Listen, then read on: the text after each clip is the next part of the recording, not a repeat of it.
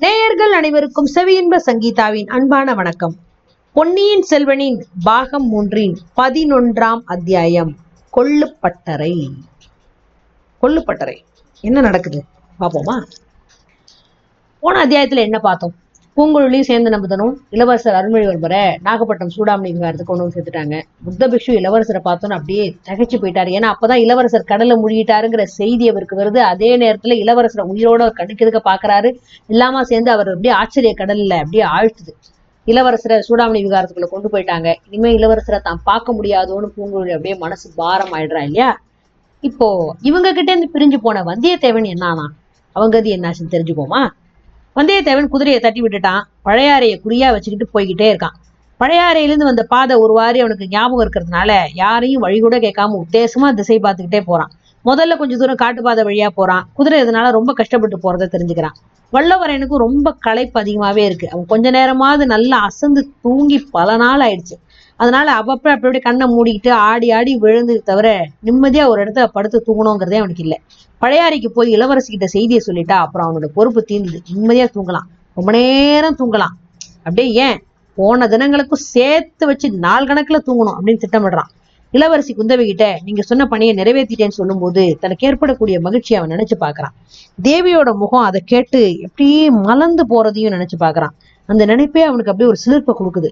இன்னொரு விஷயமும் அவனுக்கு ஞாபகம் வருது. காஞ்சியிலேருந்து புறப்பட்டதுல இருந்து எத்தனை பொய் புனை சுருட்டு சொல்லியிருக்கிறான். அவசியம் வந்ததுனாலதான் சொன்னான். ஆனா கூட அதெல்லாம் நினைச்சு பார்க்கும்போது அவனுக்கு உடலும் அப்படியே கூணி குறுகி போகுது.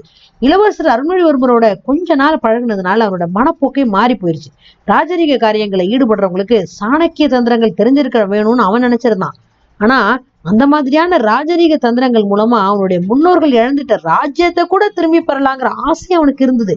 ஆனா அந்த எண்ணம் எல்லாம் இப்ப மாறி போச்சு. இளவரசர் அருள்மொழிவர்மரோட நேர்மையும் அந்த சத்திய தீரத்தையும் பார்த்தப்பறம் அவனுக்கு பொய் புனை சுருட்டுகள் மேல ஒரு வெறுப்பே வந்துருச்சு. இளவரசரை காப்பாத்துறதா நினைச்சுக்கிட்டு மந்திரவாதியோட காது கேட்க நேத்து ராத்திரி அவன் சொன்ன பொய்யையும் நினைச்சு பாக்குறான். அதனால ஏதாவது விபரீதம் வராம இருக்கணுமே அப்படின்னு நினைச்சப்போ அவன் நெஞ்சு துணுக்குங்குது. அத வேற யாராவது கேட்டிருந்தா, ஒருவேளை குந்தவி தேவி கிட்டே யாராவது போய் சொல்லியிருந்தா இளைய பிராட்டி நம்பிட மாட்டா. ஆனா கூட எவ்வளவு பெரிய ஆபத்து. சி, இந்த மாதிரிலாம் இல்லாததையும் பொல்லாததையும் நம்மளே கற்பனை பண்ணி சொல்றதை விட்டுடணும். உண்மையைத்தான் சொல்லணும். அதனால கஷ்டம் வந்தா கூட சமாளிக்கலாம். அந்த வீர வைஷ்ணவ மாதிரி ஆளுங்களும் ரவிதாசன் மாதிரி ஆளுங்களும் ஒற்றர் வேலை செய்யட்டும். நமக்கு என்னத்துக்கு அந்த தொல்லை?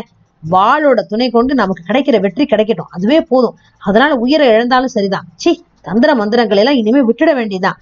இப்படி நினைச்சுக்கிட்டே போனதுல குதிரையோட வேகம் தடைப்பட்டதை அவன் கொஞ்சம் கூட கவனிக்கவே இல்லை. குதிரை மேல இருந்து சிந்தனை செஞ்சுக்கிட்டே போனதுல கொஞ்சம் கண்ணை அப்படியே அசந்துட்டான். குதிரை ஒரு இடத்துல தடுமாறி குனிஞ்சப்போ திடுக்கிட்டு வீழ்ச்சி பாக்குறான். குதிரை தன்னோட முன்னங்கால்ல ஒன்ன தரையில ஊனி வைக்க முடியாம அப்படியே தத்தளிக்கிறது தெரியுது.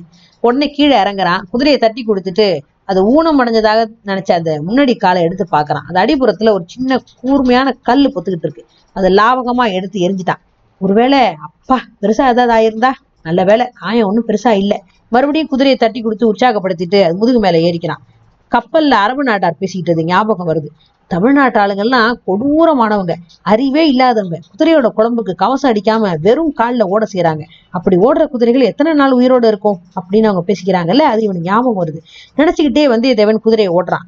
வீரர்கள் போர்க்களத்துக்கு போகும்போது மார்பிள கவசம் தரிப்பாங்க. குதிரை குழம்புக்கு இரும்பு கவசம் போடுறது அதிசயமான காரியம்தான். ஆனாலும் அந்த மாதிரி வேறு தேசங்கள்ல செய்யறது உண்டுங்கிறத முன்னமே கேள்விப்பட்டிருக்கான். முதல்ல எதிர்படுற கொள்ளுப்பட்டறையில இத பத்தி கேட்க வேண்டியதுதான். முடியும்னா இந்த குதிரையோட குழம்புக்கே கவசம் அடிச்சும் பார்க்கலாம். இல்லாட்டி இது பழையாறை வரை போய் சேர்றதே கஷ்டம்.